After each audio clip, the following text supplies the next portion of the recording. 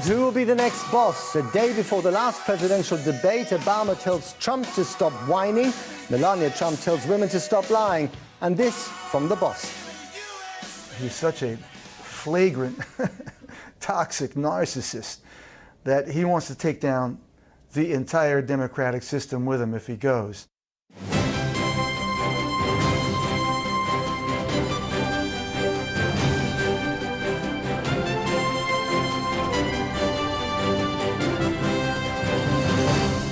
I believe my husband. I believe my husband. This was all organized from the opposition. Did they ever check the background of these women? Melania Trump defending her husband against the ever-growing number of women who claim to have been sexually assaulted by him. Good evening. America votes in 3 weeks' time, and with Donald Trump slipping in the polls, tomorrow's presidential debate in Las Vegas may be his last chance saloon to prevent defeat. President Obama told him today to stop whining about rigged elections, but Donald Trump continues to crisscross the country to channel America's rage against everything from Wall Street to Washington. Tonight we speak to Bruce Springsteen, the rock star and veteran Democrat who abhors Trump but is left cold by Hillary. Are you going to play for Hillary Clinton this time around? I don't have any plans at the moment. You know, it's only 3 weeks left in the election.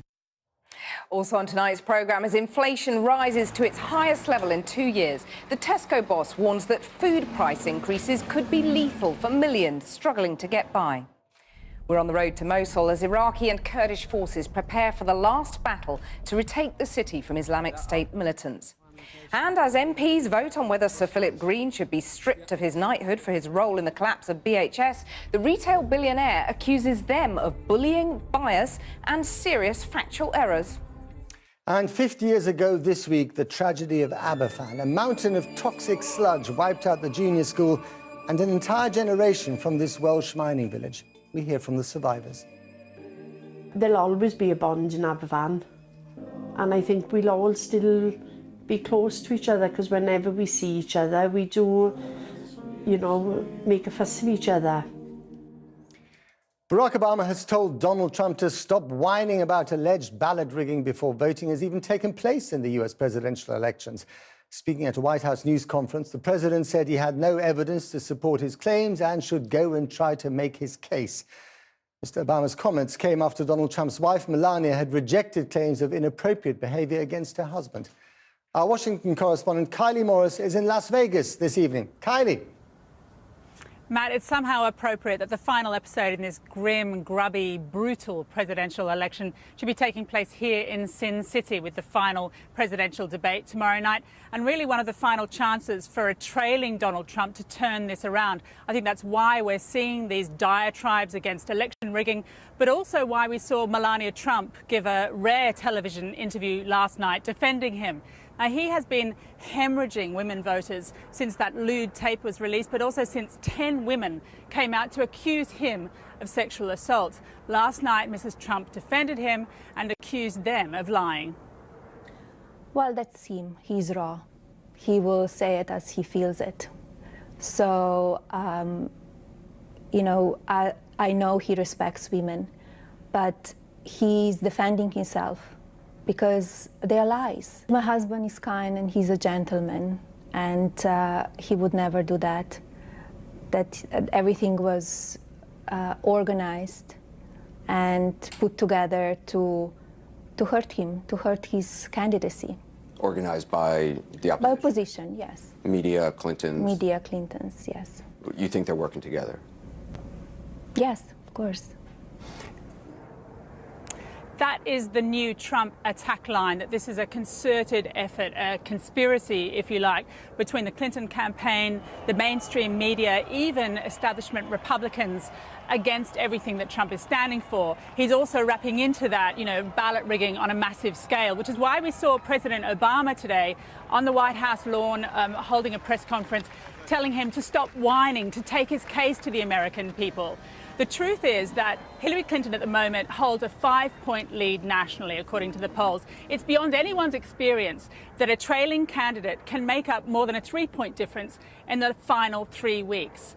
But the point is that this election is very much beyond anyone's experience. So things could happen. Something could happen on that debate stage tomorrow night that might turn things around. Certainly Hillary Clinton's performance last week 2 weeks ago didn't really help her. He appeared relaxed. It's a format that very much suits him. So we could see him pushing on, even with these ballot rigging accusations, pushing on with this idea of a conspiracy on stage to a national audience in real time. And that could really have a positive effect for him in the polls. Kylie Morrison, Las Vegas, thank you very much indeed. Well, Donald Trump has focused much of his campaigning on America's blue-collar workers who fear for their jobs. In a moment, my interview with the man who's been the voice of those workers for the last 4 decades, Bruce Springsteen.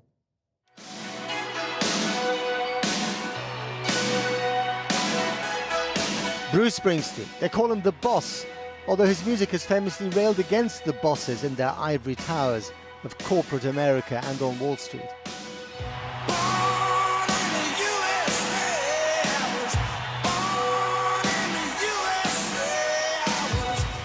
His New Jersey growl has become the siren song of the working class.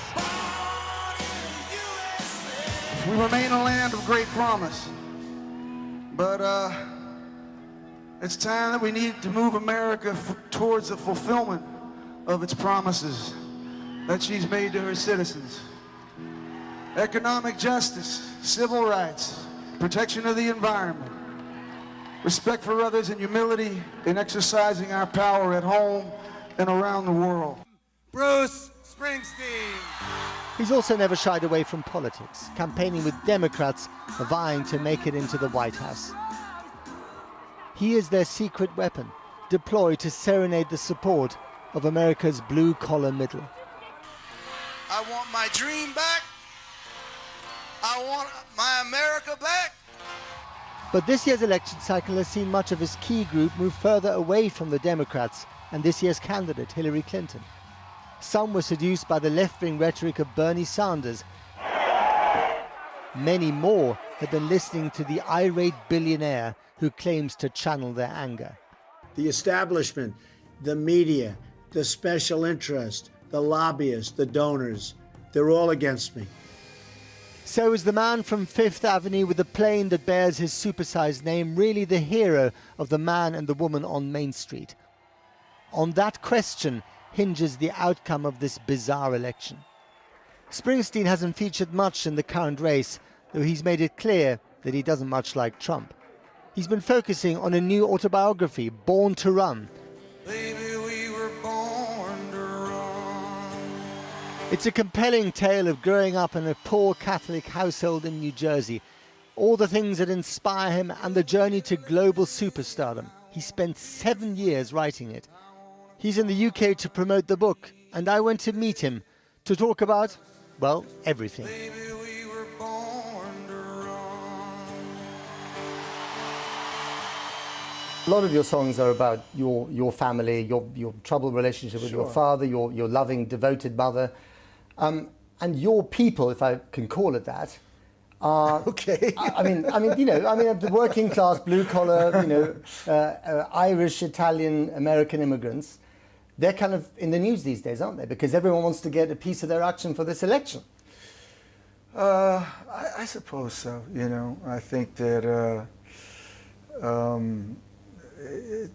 I think what's happened is it's very visible right now because the past 40 years, as the deindustrialization and globalization has affected a lot of work lives, the issues that matter to a lot of hard-working folks haven't been addressed. It's like this: if I couldn't be a musician tomorrow and I had to find something else to do, I have no idea what I'd do. I'd be at a loss.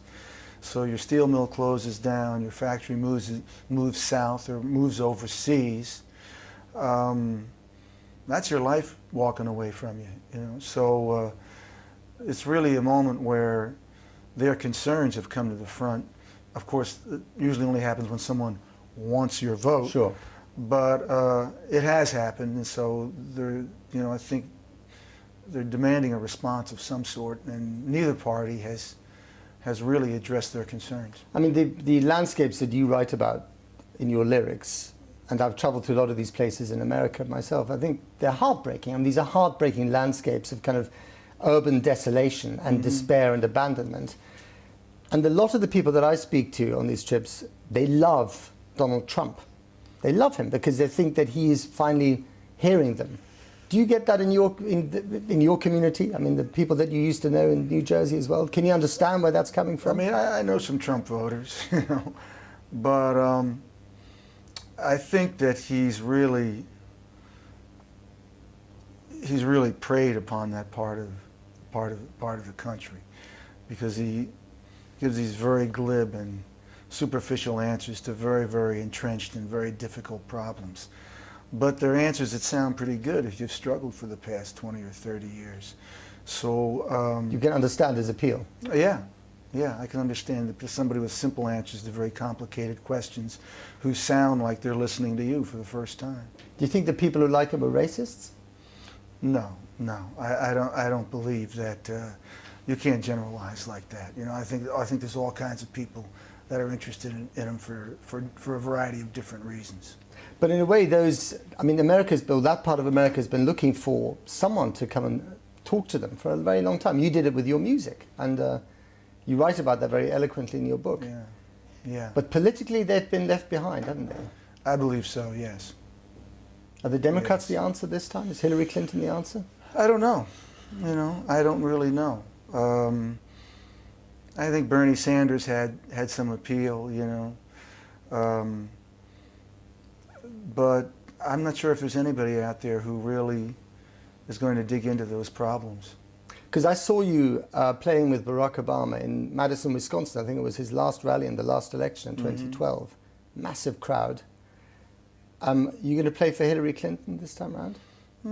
I don't have any plans at the moment. You know, it's only 3 weeks left in the election, and has she asked you?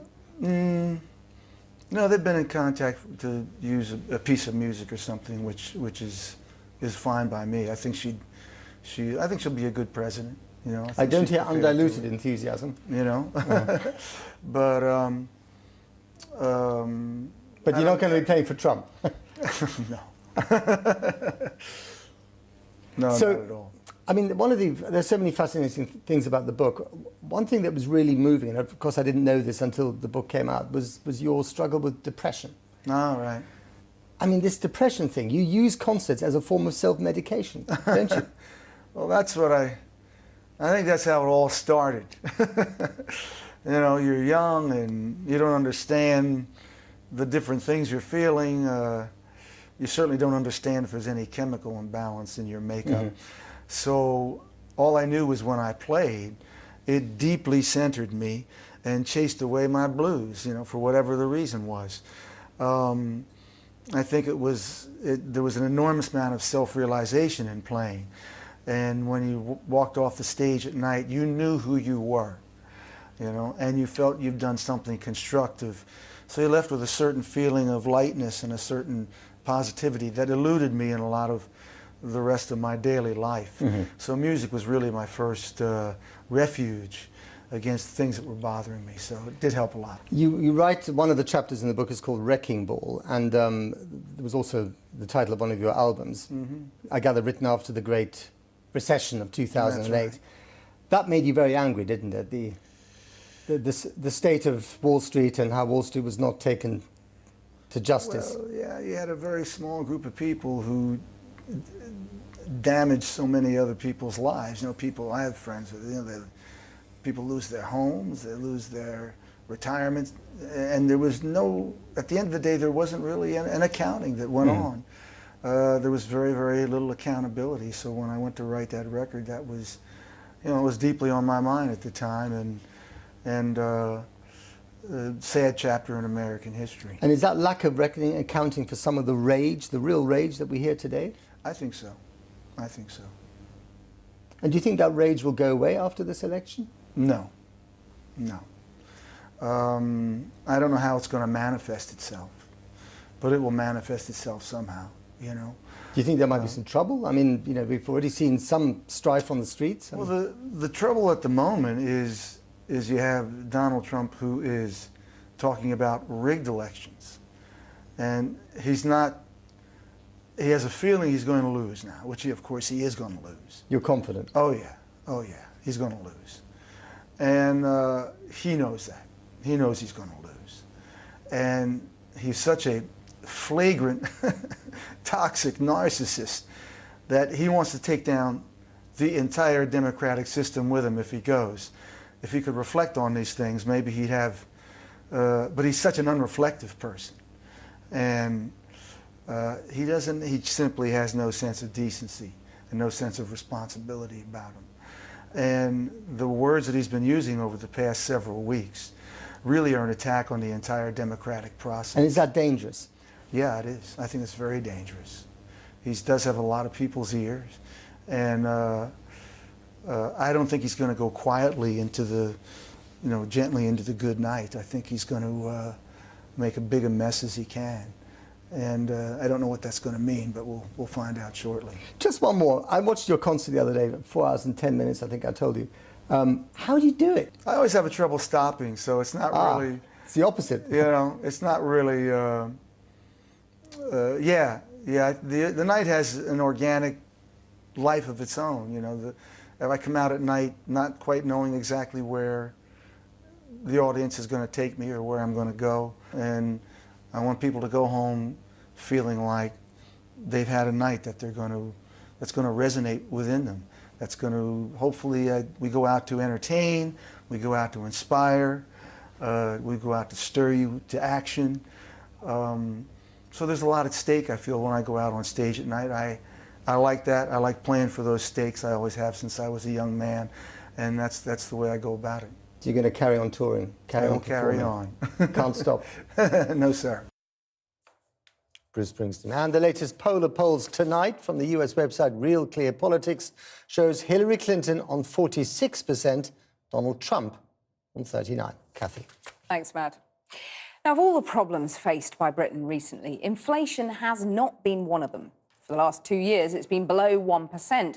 But could that all be about to change? A bigger than expected rise in September, mostly caused by higher clothing and fuel prices, pushed it back up to the 1% mark. And economists say the recent fall in the value of the pound will propel it steadily higher. Our business editor, Siobhan Kennedy, has been to small businesses in Sussex to plot the rising trends. Autumn on the high street. Time to buy that new winter coat. Only this year, thanks to the falling pound, prices are rising, so that coat will cost you more. Jeans and jumpers too. Siobhan Wilson is already feeling it.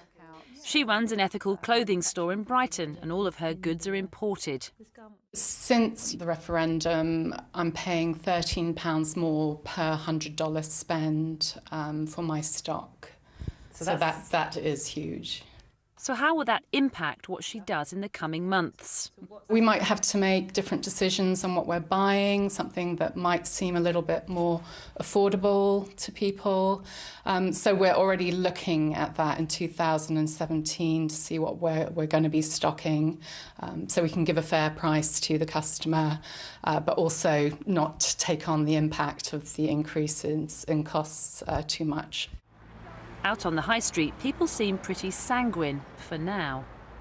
I haven't got any money, and the square root of nothing is nothing, isn't it? Coffee's already increased by like 20p, so... And are you worried about that and how you're going to... Yeah, as a student I am. Like, it's really expensive as it is, so I'd kind of appreciate if it didn't go up anymore, but can't really do anything. Are you starting to see prices increasing? Are you feeling yes, it? Definitely. And how do you feel about that? Well, that's life. Everything, it goes up. Are you worried about it, though? Oh, of course I am, yeah. What can you do about it? What can I do about it?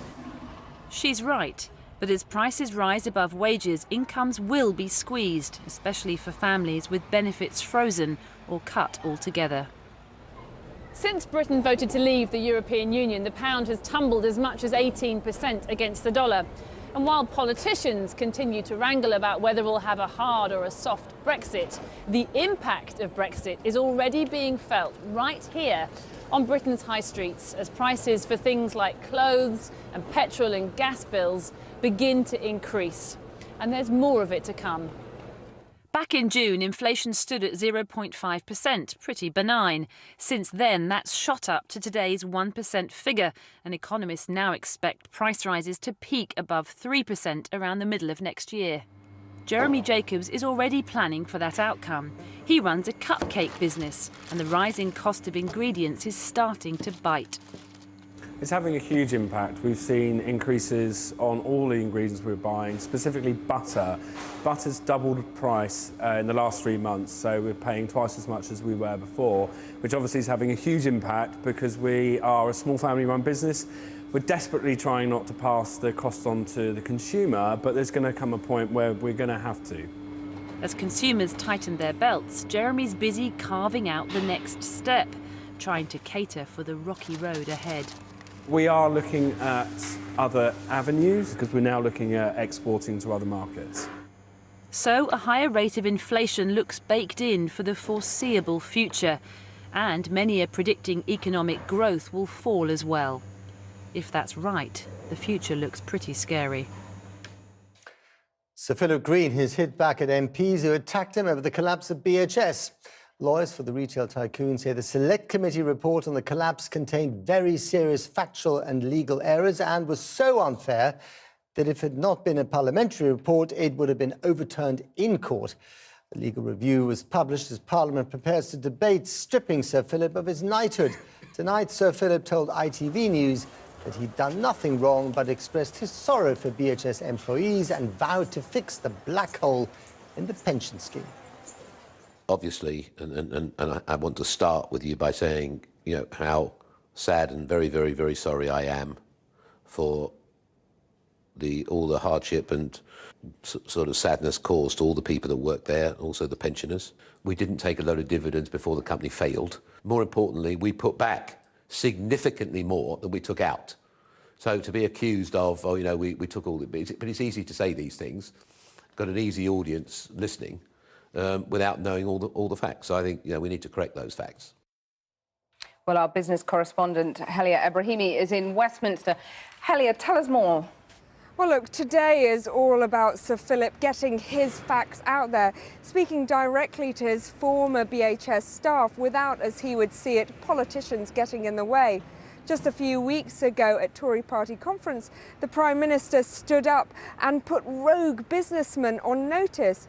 Now, a few hours ago, I spoke to Sir Philip Green, and he told me that he's concerned that he's being misunderstood, that those facts are being misunderstood, and the Prime Minister is being told a whole load of rubbish about dividends being stolen, and he's very keen to make sure he corrects that. And what about this legal report published today? Well, it's very hard-hitting. It's been authored by one of the most high-profile human rights QCs in the country. And while it doesn't have any legal bite, it's going to be embarrassing for MPs because essentially it accuses them of bias and being unfair. What's the relevance of this? Well, it's all building up to a debate in the House of Commons on Thursday that's been tabled, and amended onto the bottom of that is a vote on whether Sir Philip should be stripped of his knighthood. Now, MPs don't have the power to do that, but if enough of them turn out and vote for this, there'll be pressure on the Honours Forfeiture Committee to do something. The one final thing to note is that while the apology will be welcomed by the many thousand pensioners who used to work at BHS, many of them will be asking questions about the detail of the rescue scheme because until now we still don't have any of that information. Essentially, we still don't know how much Sir Philip Green is willing to put up to make this right. Helia, thanks very much. Well, I'm joined now by the chairman of the Work and Pensions Select Committee, Frank Field. Frank, Sir Philip Green's hired these two QCs who accuse you personally of, quote, repeated insults to witnesses, bullying and threats. And they've said that the report you presided over contains, again, quote, very serious factual and legal errors. Will you admit to feeling a little bit hot under the collar tonight? No. Why not? Well, the Commons elects its own select committees. Here were two, which are indirectly representative of the country. And it's that group of people who weighed the evidence, which is what our job is, not to take a legal stance, but to weigh the evidence and to come to a conclusion, and we did, and those conclusions were unanimous. Well, except the evidence, according to Philip Green's QCs, you prejudged because you stated as fact a month before your committee published its report that he'd been, and I quote again, nicking money off other people. That was prejudging the evidence, wasn't it? No, I said that there was clearly a large amount of money moving about. No, you didn't say that. In the hearing on June the 29th, you said, and I'll quote in full, "The city is furious with your behaviour, the image you've put over. The business is not about creating jobs, about spreading wealth. It's about nicking money off other people." Do you regret saying that? No, I don't. And what we will do on Thursday is not concentrate on what his knighthood, but actually for the House, for the first occasion for the House to actually take a view on its report and for them to say collectively what they think of Sir Philip's behaviour. You see, Sir Philip says in his defence that the dividends were paid when the BHS pension fund was in surplus. So did you get it wrong on that? No, there was a surplus to begin with. It was quickly run down. And during that earlier period, there was some very clever work with the suppliers to lessen the price of supplies, so it looked as though BHS was, in fact, more profitable than it was. The main supplier got a nice tranche of shares, which paid, I can't remember, it's 60 or 90 million pounds at the end. And then when the dividends been safely delivered, then, in fact, the prices went up, and then the difficulty started. But by contrast, Philip Green says that the main causes of the pension deficit were, as with other companies up and down the land, the fact that pensioners are living longer and the results of the 2008 financial crisis. Now, of course, that plays a part. But other companies have actually tried Herculeanly to actually ensure that they make contributions. That's not been the case here. They've been small, modest, and in no way matching the size of the dividends that were going out. If you don't accept that you prejudged the evidence, do you accept that after your report was published, you overstepped the mark when you said that his behaviour was worse than Robert Maxwell, something that his lawyers said was highly defamatory and completely false? Do you regret saying that now? No, I actually said that before.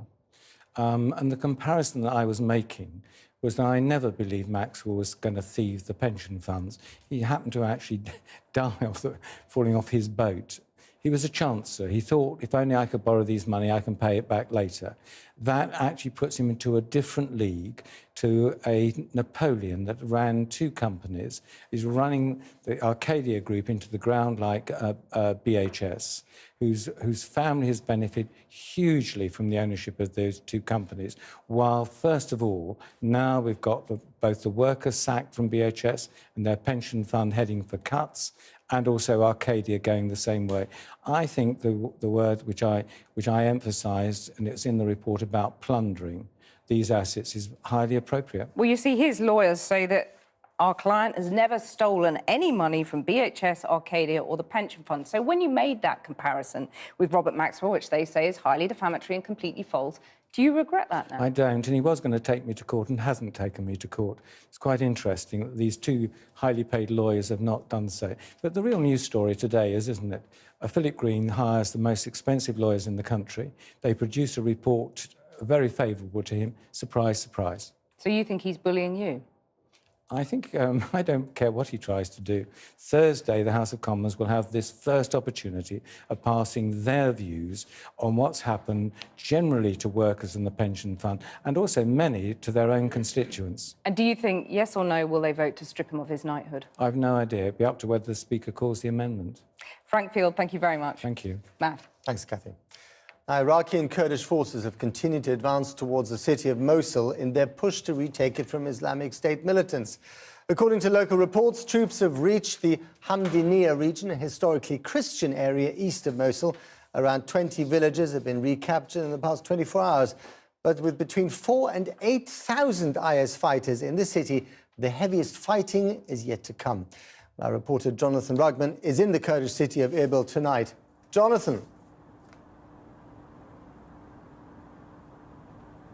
Matt, you speak of advances, but those advances seem to have slowed down a bit since yesterday, and that is because ISIS fighters are fighting back near the villages that they lost yesterday, and we saw that for ourselves. At the same time, there is a risk that the advance south of Mosul stalls completely after reports of a coalition airstrike on a medical facility.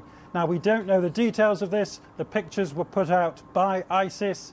They may have been hiding there themselves, but I think the incident does reveal the dangers of coalition airstrikes in built-up areas and the risks, of course, of ISIS using civilians as human shields in this battle.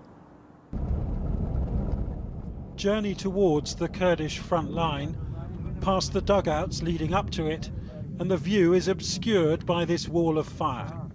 Yesterday these fields were occupied by ISIS. Today the Kurds are burning them down to uncover any booby traps retreating fighters may have set. Above us, coalition jets await the coordinates for ISIS targets called in by troops on the ground. And then we watch a guided missile hit a deserted Christian village. Deserted apart from the ISIS men occupying it. They've been using it as a base to launch mortars in our direction. And so, though the Kurds are proud of the villages they've captured, yesterday only Daesh, ISIS, today Peshmerga. All Peshmerga? Today only Peshmerga, go. The fighting here isn't over yet. The Kurdish fighters here say that last night 7 members of ISIS tried to escape from this village using this homemade armoured car. The Kurds attacked it with a rocket-propelled grenade and then buried the bodies in the field over there afterwards.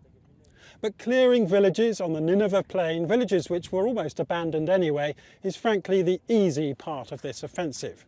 Just a 12-minute drive along the main highway lies the city of Mosul, where hundreds of thousands of people are effectively being held to ransom by ISIS, though we don't know how many ISIS fighters there are, and we don't know how long they will stay and fight. In the village of Badana today, the Kurds discovered a network of ISIS tunnels, this one lit by a solar panel on a rooftop. The tunnel was apparently abandoned while the jihadists were preparing a meal. On the one hand, it shows an impressive supply line, but on the other, they've lost control of it, and the group's ability to strike fear may not match the reality of its threat. In this video, produced by ISIS, scary figures in balaclavas patrol the streets of Mosul. But it's filmed after dark, and there aren't that many of them. The man in charge says America will be defeated what he calls a second time in Iraq. But is that really going to happen here? And these pictures of Mosul, again filmed by ISIS, will fool no one. Residents happily going about their daily business, even though many would surely flee if they could. The situation in Mosul is better than normal. It's normal and you can move around freely. Business is going on as usual. People are doing business. Thank God nothing is happening in Mosul. It's safe and life is normal. Satellite channels are lying. All their reports are lies. Tonight, ISIS claimed this medical facility at Hammam al-Alil, south of the city, had been hit by a coalition airstrike, killing several civilians. We're still trying to confirm that, and ISIS commanders are believed to have hidden here before. But any alleged mistakes could slow the tempo of this battle and alter the balance of the propaganda war. If the so-called caliph of ISIS really is hiding in Mosul, no wonder these followers are fighting on its outskirts. Against a much bigger Iraqi and Kurdish force, now up to 12 miles from the city. Tantalisingly close, yes, but still a long way from victory. So relatively little fighting at the moment, Jonathan. Is this something of a phony war at the moment? I think it is a bit of a phony war, yes, Matt, because the Iraqi army has not properly engaged yet. We don't know how this is going to play out. We know that Mosul will fall, I think. We don't know if it's going to take weeks or months. There are simply too many variables at play here. Will ISIS use chemical weapons, for example, and sap the morale of the Iraqi troops? Will it start executing civilians as well as using them as human shields? And there's also the question of whether all these forces who've never really properly cooperated before can actually do so. Sunnis, Shia, the Iraqi army, Kurdish forces, because this battle is not just a battle to recapture Mosul, it is also a battle which is going to prove the viability, or otherwise, of Iraq as a single nation state. Jonathan, thanks very much. Kathy. Thanks, Matt.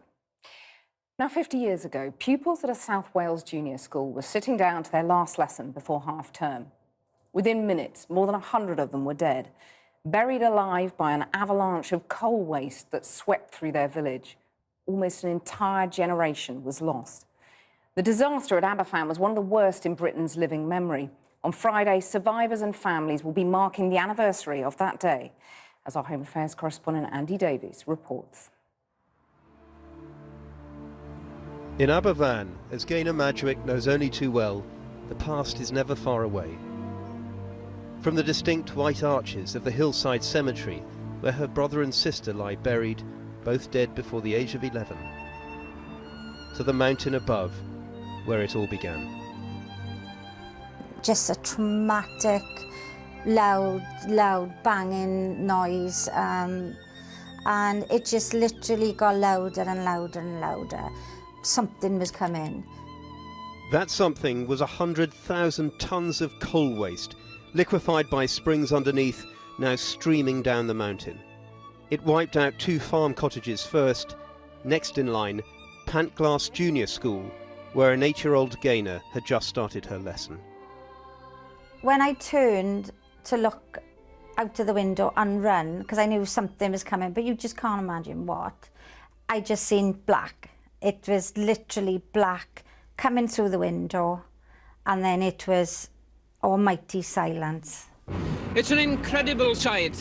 The whole mountain is moving again. People poured into Aberfan to help, as parents looked on, desperate for news. We had a little girl out, she must have been about 5. She was just crying and asking to go home when we got her out, you know. And we felt that you could have cried for her or not, you know. One girl buried under the debris for nearly 2 hours that morning was 7-year-old Karen Thomas. Everything just caved in on top of us, and we were in darkness, we couldn't move. We were calling for the dinner lady, but she wasn't speaking to us. But my fingertips could just touch her hair, and I remember trying to pull her hair, but there was no response off her at all. So it was just us, just crying and screaming. Karen was saved by an air pocket, the result, she thinks, of the dinner lady's initial efforts to shield her. Do you think about her? Oh, yes. Yeah. I haven't told anybody up until now, but I go to the cemetery to put flowers on her. That's the only way that I can say thank you to her. Fear not, for I am with thee. I will bring thy children from the east and gather them from the west. Karen and Gaynor would be rescued, but 144 people died that day, 116 of them children. Most pupils aged between 7 and 10. In this music, specially composed for the 50th anniversary, in plays and documentaries, the story of Aberfan is being told once again.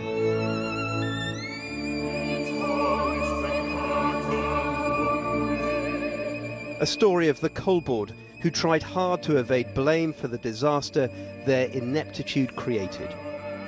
A story of catastrophe compounded by injustice.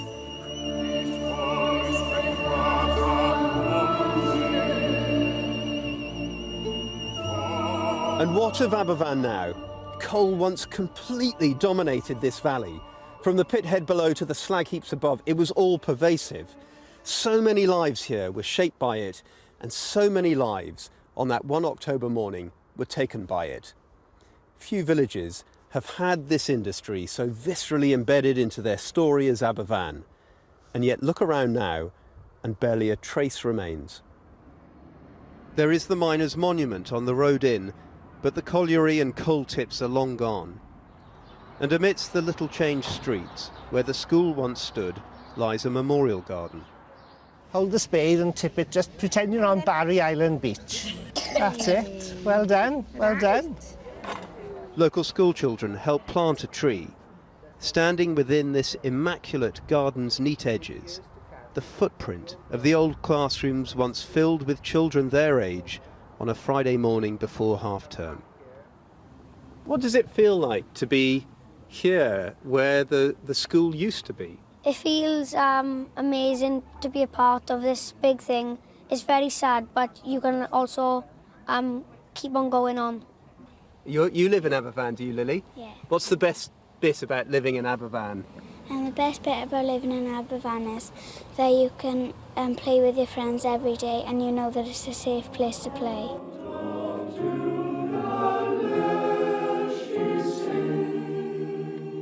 Soon after the disaster, in Aberfan they formed the Anissoan Male Voice Choir. It's still going strong.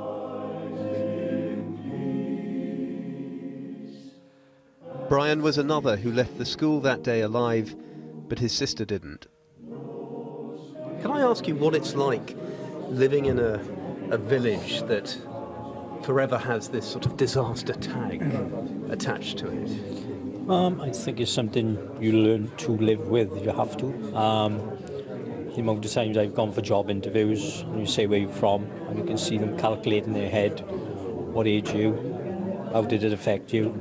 And I've always spoke about it because I think it's better to speak about it than keep it. If you keep it inside, it can eat away at you. I had away quite a lot of my friends. The scar tissue of Aberfan is still healing. Karen still suffers debilitating nightmares. But the sense of community, of a bond forged in grief and then nurtured tenderly over 50 years, is clear. There'll always be a bond in Aberfan, especially amongst our generation, that the ones that are still there, you know, and I think we'll all still be close to each other because whenever we see each other, we do, you know, make a fuss of each other. Some here have never spoken publicly about what happened until now. Some still can't. In Aberfan, the impact of that terrible morning, half a century on, remains profound.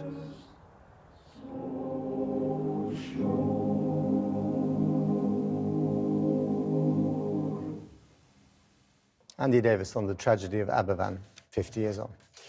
Now, the government has confirmed that ministers will finally take the much-delayed decision on whether to build a new runway at Heathrow or Gatwick next week. As this programme revealed last month, a special arrangement will be put in place to suspend collective cabinet responsibility, allowing those ministers with long-held views opposing the decision to voice their dissent. However, the project isn't quite out of the long grass yet. The final vote in Parliament won't come until the winter of 2017-18. A 15-year-old girl has been found guilty of murdering a woman and her daughter in Spalding in Lincolnshire last April. Her boyfriend, who was 14 at the time, admitted murder last week. Paul McNamara has this report. It was a cold, calculated and callous double murder. Mother and daughter Elizabeth and Katie Edwards stabbed in their own beds. A crime unthinkable, the brutality unbelievable. A teenage couple who planned the attack to the last detail. Last week, the boy admitted to the crime. Today, a jury took just 2.5 hours to find his girlfriend guilty too. What makes this case even more shocking is that these two were 14 years of age when they planned, committed these callous, senseless and unprovoked attacks on Elizabeth and Katie. This case has left a number of lives in ruins. Not only Elizabeth and Katie's families, but also the two juveniles who committed these horrendous crimes. The plan was hatched 4 days before the crime in April this year. On the 2 nights before the murder, the boy walked along this path in Spalding, Lincolnshire, made his way to the Edwards home, but couldn't get in. On the 3rd night, he climbed through this window and stabbed dinner lady Elizabeth Edwards 8 times. He then went on to stab 13-year-old Katie twice. When the killing spree ended, the teenage couple, who cannot be named for legal reasons, shared a bath, watched films and waited for the police to arrive. The schoolgirl who watched on as life ebbed away from Elizabeth Edwards denied murder but admitted to manslaughter. The court was told that while she did not wield the knife, she was the driving force behind these killings. The jury agreed. And as the verdicts were read out in court, the girl showed little emotion, while people in the public gallery gasped and sobbed and cried. Paul McNamara reporting there. Now, a damning study of a government initiative to help most disadvantaged and troubled families in England has found it's made no significant impact on cutting crime or changing their lives for the better.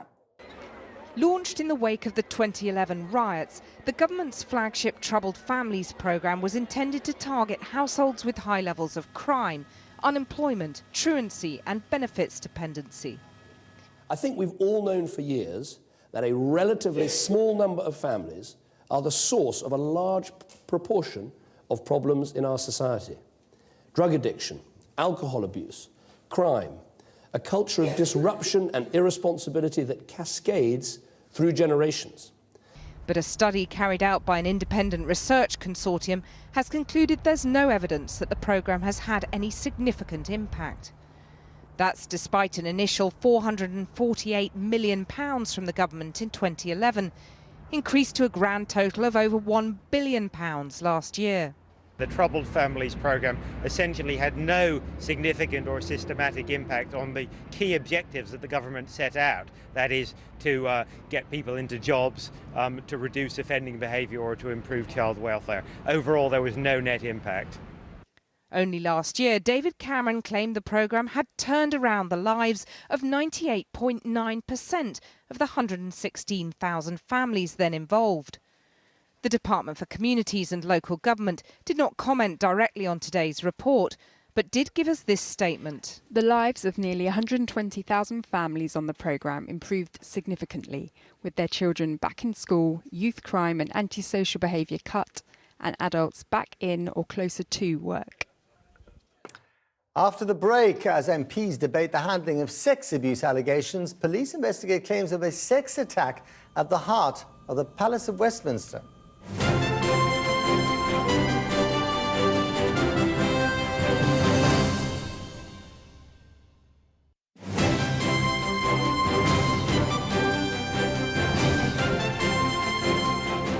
Welcome back. Now, it's rare that allegations of this kind are made within the precincts of the Houses of Parliament. A Conservative MP's Chief of Staff was arrested on Friday after being accused of raping a woman in his boss's office. Our political correspondent Michael Crick is in Westminster. Michael, what more can you tell us?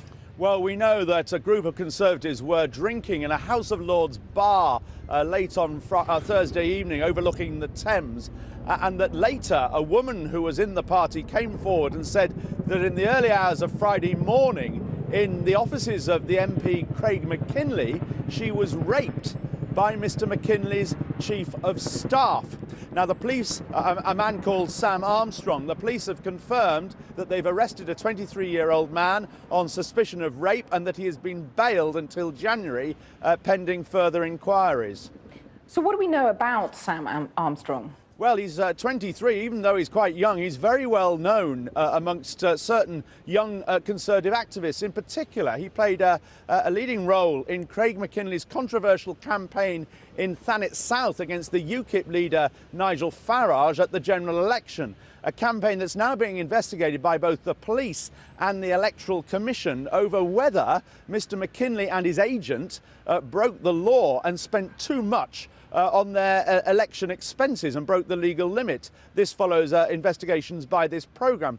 Also, Sam Armstrong was a champion of the Battle Bus campaign, whereby scores of Conservative activists were bussed to marginal seats and put up overnight in hotels. Indeed, here's a bit on social media of Mr Armstrong extolling that campaign. So, can we do that with the button? I hadn't pressed the button. Now, the Battle Bus campaign is also being investigated by the police and the Electoral Commission as to whether expense limits were broken in all sorts of constituencies around the country. It should be stressed, nobody's suggesting that Mr Armstrong broke election law. That's a matter for agents and the candidates. But I think there's quite a probability that Mr Armstrong knew quite a lot about what went on in those campaigns. And while you're there, Michael, what's the latest on the UKIP leadership election?